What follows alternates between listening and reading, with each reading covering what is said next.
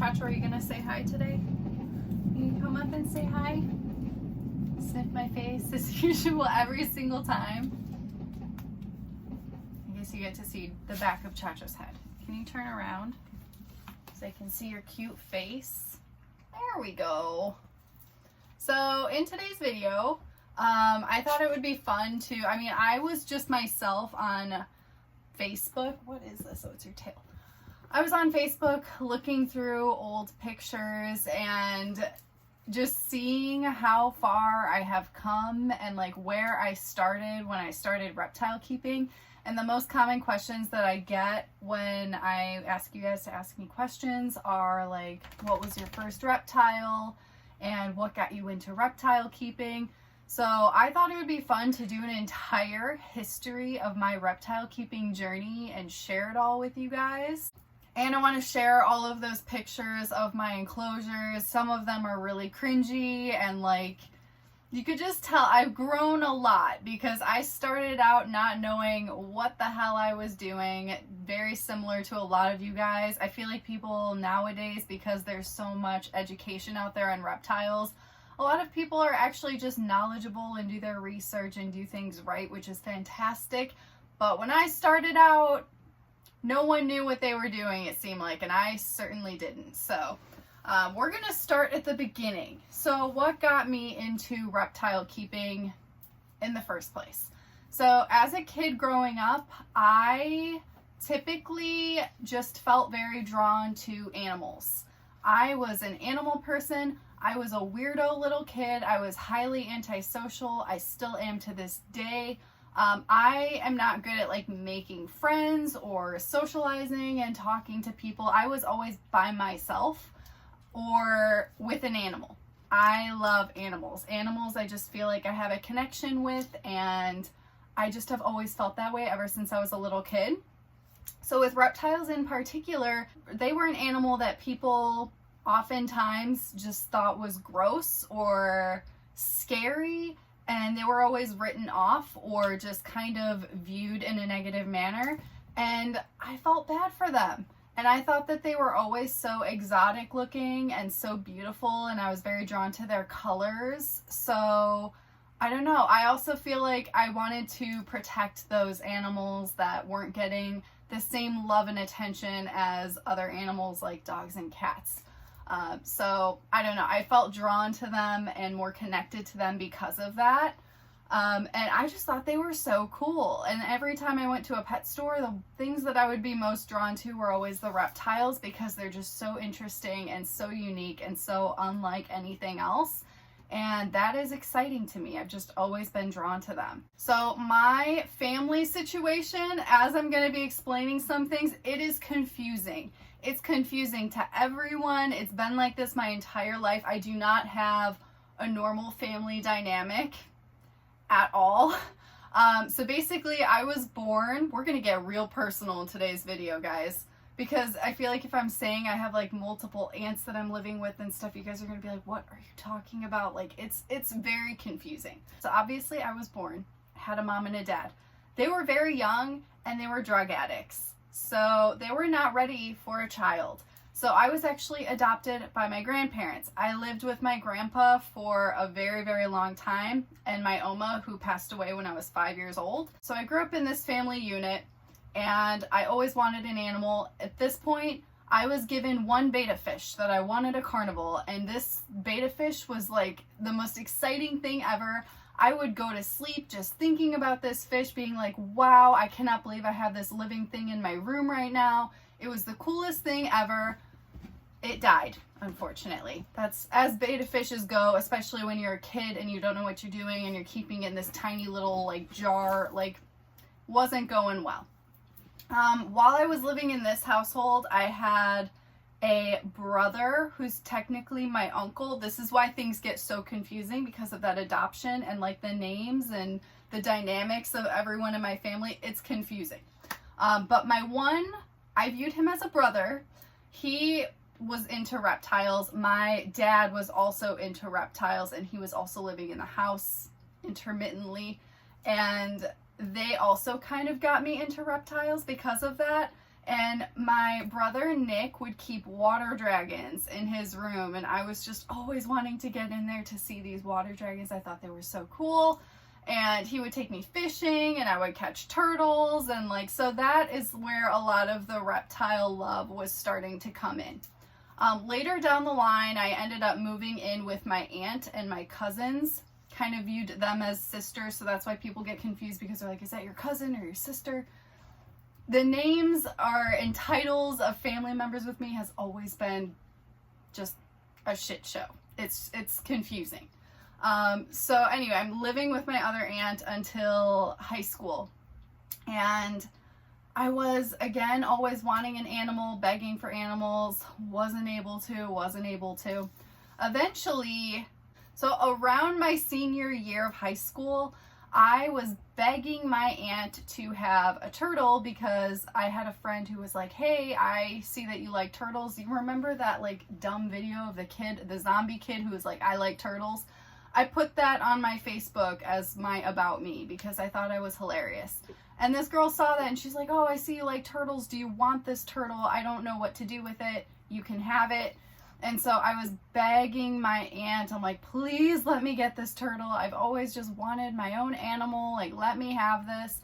So I said, if you let me, I'm like, I'll clean out that nasty fish tank. We had this old fish tank that was like decaying, had probably dead fish in it. It was just sitting like that for years in like an old dining room that no one used. And she's like, all right, fine. You know what? If you clean that, you can get the turtle. So I did that. Got my first turtle. And this was in 2010.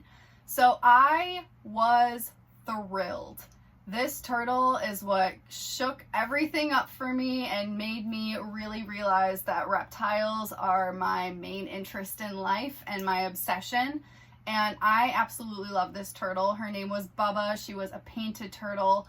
And I had her for, I think, around 10 years. And then it was so sad when she passed away because it was so unexpected. I had no idea how old this turtle was. This turtle never grew in size. She was just always the one size. And she was amazing. She had the best personality, best turtle ever. And it's so funny because I have pictures when I lived at my aunt's house still of when I first set up this tank. And I don't have a picture of the first setup. The first setup, I basically didn't know that aquatic turtles needed a lot of swimming space. And I was paranoid that this turtle was going to drown. So I had like a really shallow water area. And then the more I was researching online, the more I was learning, oh, they actually do need a lot of water. So the water would increase over time. But I'm pretty sure I was keeping her in like a 50-gallon tank. I ended up getting another red-eared slider while I was living there. And then my boyfriend at the time surprised me with a White's tree frog that I snuck in the house, and I didn't tell my aunt about it. But then she found it and she saw it and she's like, you know what? I'm not even going to be mad at you because that White's tree frog is so cute. So she actually liked it and it was fine. And then my boyfriend did it again and got me a bearded dragon for my birthday. Very unexpected. And so that was Dude. And I brought Dude home. And so I had these two turtles, a bearded dragon, and a frog while living at my aunt's house. Eventually I moved out of there. I moved back in with my grandpa for the summer. And then I got Lulu, my yellow-bellied slider. And I also got another bearded dragon, and I made a big mistake. I kept two bearded dragons in one enclosure at this point because I thought, oh, it's cute. They like each other and it's fine. I've made so many mistakes, you guys. It's fantastic how much I've learned over the years. So that didn't last very long. It was looking a little aggressive. I ended up rehoming my second bearded dragon. His name was Maynard. Because obviously you can't be keeping them together. I think I got a couple of other White's tree frogs at that point, and then I had the 3 turtles. And I only lived there for the summer. It was really sad because I moved in and my grandpa was really sick at that point and he passed away. So I then moved in with my other aunt and lived with her for like 5 years, and that's when I moved to Chicago. So in Chicago, I had a pretty small room. I moved in with my bearded dragon and my turtles, and I may have had a frog or 2 at this point. And that was it. And they were like, okay, you have a zoo. It has to come with you, obviously. So we're going to move here and you're going to bring your zoo with, and that'll be fine. So I was living there for a while, and then I was like, you know what? I think I want more reptiles. So I call her my aunt, but I view her as my sister. This is why it gets so confusing. So I lived with my sister in Chicago, also technically an aunt. Confusing. But I lived with her for a while, and she was very against me getting more reptiles in the house. I didn't really have that much space, but I was very persistent. I wrote her letters. I'm like, this is why I think I should have one. It was kind of like a mother-daughter relationship of like me asking permission. But eventually she was like, fine, and we went to a reptile show. I saw a gargoyle gecko for the first time and crested geckos, and I was like, please let me get one. So she did, and I ended up getting more reptiles. And so in this room, I was starting out basically keeping a lot of crested and gargoyle geckos in 12 by 12 by 18s on a racking system. And that room was dark. It had two little windows in that room, and it was like up against a brick wall that like never saw sunlight. So that room was just always pitch black. And I started filming YouTube right before I moved out of there, and I had to get like a ring light because there was no light in the room. But it looked cool because I could see all the like UVB of all my geckos, and they're 12 by 12 by 18s. I still had Dude in like a 40 gallon. Kept him on sand forever too, because that was another thing.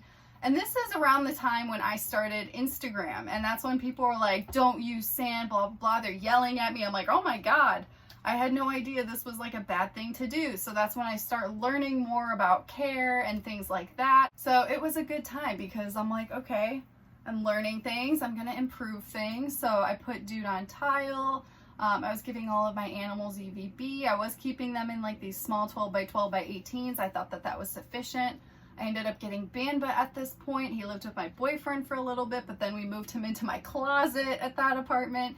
I crammed so many animals into this tiny little apartment. I don't even know how I did it, because then I also got Bowie while I was living there too. She was a tiny little baby though. But yeah, I have all these pictures of them. I don't know if you guys have been around since I got Booger, my Leachianus gecko. I got her while I was living there, and it was a good time. I feel like that's when I was really starting to like accumulate my reptile collection and really get into the hobby, and that's when I was really starting to learn a lot. So then I moved here, and I had a lot of animals at this point, and this room just looked so different. Just looking through pictures, everything looks so different, mainly now because I have the Zen Habitats enclosures. And when I first moved in here, I was keeping all of my animals in basically like little tanks, and then realizing like, okay, these animals all need to be upgraded. We need to be doing more for these animals. So over time, a lot of the crested geckos actually moved into plastic tubs because I thought that would be a cheap way to give them all a lot of space, which it was, but it just looked really bad, and it was really annoying having to open up every tub to spray them down.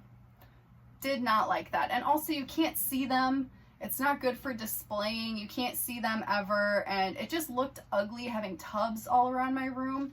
So I was trying to upgrade for years with tanks, but the problem with tanks is like you couldn't really stack them unless you're buying like an expensive rack from Home Depot to stack all your tanks on, which is essentially what I was doing for a bit, along with having plastic tubs, until finally Zen Habitats came around. I think it was around 2019.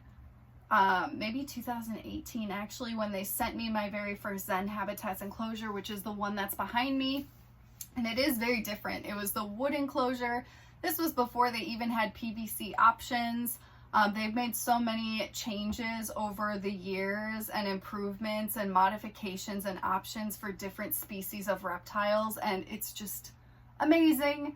So I got my first enclosure, I really liked it, and then I kept going and was able to stack them all up. And I never thought that I would get to a point where I would actually be able to upgrade all of my animals into Zen Habitats, but I just did it this last year. My last one was Mango that needed it. And I can't believe that we're here. And I did it, and they all fit, and it was fantastic because I was able to upgrade everyone and give them way more space while also saving myself space because I was able to stack them up and utilize the height of the room rather than having just tanks displayed all over the place and having to use like the Home Depot racks, which they worked, they were okay. It was just difficult because when you're keeping tanks on racks and you have to spray them down, you need to like pull the enclosure out in order to spray it. Like, it was a lot of work, and the tanks were so heavy, and I did so many upgrades. And it's so funny looking at the pictures because like my old tanks in my first Zen, I didn't know how to do backgrounds at that point yet either. So like seeing how my enclosures just got better and better with like the designing and putting them together over the years is just so interesting to me. And then, yeah, just seeing all these baby pictures. I found baby pictures of like Willie and Bloom and just all these babies that have just grown to be so beautiful over time. But yeah, I definitely made a lot of improvements over the years. All of these animals have been bumped up and up and up and up because I keep realizing they need more space than that, they need more space than that. And now I'm realizing, and what I'm educating to you guys, is that you can just start off with a really large enclosure and put your animal in that. Before, I just had that mentality of they'll be stressed out in a large enclosure, so I need to keep going a little bit by a little bit, and I just didn't have a lot of space. But Zen Habitats has really turned everything around for me, basically, when it comes to my reptile care, because now they all just have amazing, glorious, spacious setups that saved me stress, and they're lightweight, they're just easy to deal with. They have sliding front opening doors for misting, which just makes things so much easier than having to like get into a screen top of a tank to spray. Like, just pure bliss over here ever since I've gotten all of these Zen Habitats. So yeah, I just thought it would be fun to like share my journey and share some photos of where all of my enclosures have started off from and kind of where they are now. It's definitely been a long journey. It'll be 14 years this year since I've been keeping reptiles, which is kind of just blowing my mind. And it's been like 5 to 6 years of me doing YouTube now, which is just crazy. So I don't know, I thought this would be a fun little video to make. I would love to hear how you guys have changed over time too. How long have you been keeping reptiles? How long have you been following me? How long have you been along for this journey of Reptilian Garden? I'm very curious. But yeah, I hope that you guys enjoyed today's video, and I will see you guys in the next one.